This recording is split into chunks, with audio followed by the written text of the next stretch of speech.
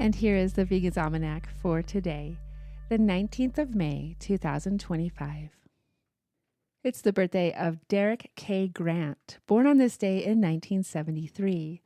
Derick Grant is a tap dancer and choreographer based in Boston and New York City. Grant went vegan in 2017 after a period of panic attacks and other health issues that doctors were having trouble explaining. At first, it started off rocky, says Grant, who calls himself a survival chef. I had my moments of weakness, he says, but once I gave up dairy for good, daily functions like mucus and breathing and moving and joint repair changed instantly. It was this evening in 1991 that Becky Sandstedt's footage was aired on NBC Nightly News. Sandstedt's investigation began after seeing a pamphlet about the treatment of downers at livestock markets, animals for sale who are too sick or injured to stand and might be left for days with no water, food, or treatment. The material prompted her to visit a livestock market belonging to United Stockyards Corporation in South St. Paul, Minnesota. She worked at night as a cocktail waitress and visited the stockyard from October 1989 until May 1991, using a video camera she bought on credit for $75 a month. She requested a meeting with management in 1989 and again in 1990 through the local Humane Society and was told the problem was being dealt with. In May 1991, she released 44 hours of footage to local and national television stations that showed downed animals lying in pens for days without food or water, cows being dragged by heavy chains attached to a hind leg, pigs kept without food or water in temperatures of negative 22 degrees Fahrenheit, and a cow, still alive, frozen to the ground. The footage was reduced to 18 minutes by Farm Sanctuary and published as The Downside of Livestock Marketing. United Stockyards responded just before the airing of Sandstedt's independent investigation on NBC by announcing a no-downer policy at South St. Paul and the 6 other livestock markets the company owned. Farmers would no longer be paid for downed animals, but instead the animals would be euthanized and the farmer charged a rendering fee.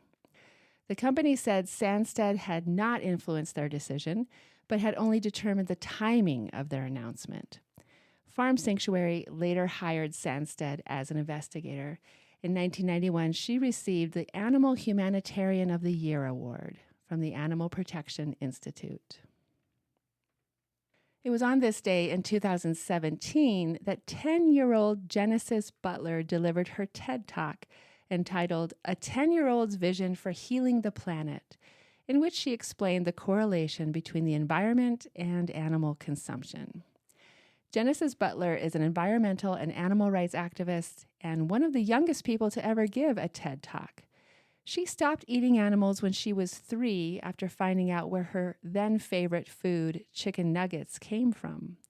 She went vegan at the age of 6 and convinced her family to do the same. Genesis has worked with Farm Sanctuary, Humane Society of the United States, and Mercy for Animals. She was the face of the 2019 $1 Million Vegan Campaign, where she met with an international coalition of scientists, environmental activists, and politicians to discuss the role diet change can play in fighting global warming.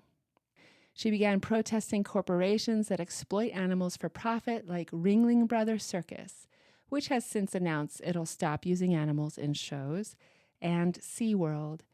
She started attending vigils at a pig slaughterhouse in Southern California, a form of activism in which animal advocates bear witness to animals arriving on transport trucks at meatpacking plants, often giving them water, because animals endure long journeys to slaughter without food or water.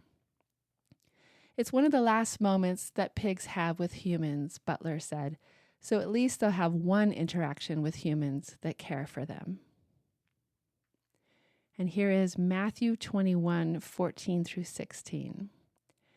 The blind and the lame came to him at the temple, and he healed them. But when the chief priests and the teachers of the law saw the wonderful things he did, and the children shouting in the temple courts, "Hosanna to the Son of David," they were indignant. "Do you hear what these children are saying?" they asked him. "Yes," replied Jesus. "Have you never read, 'From the lips of children and infants, you, Lord, have called forth your praise'?" Matthew 21:14 through 16. This has been the Vegan's Almanac, with the reminder that we do not inherit the earth from our ancestors, we borrow it from our children.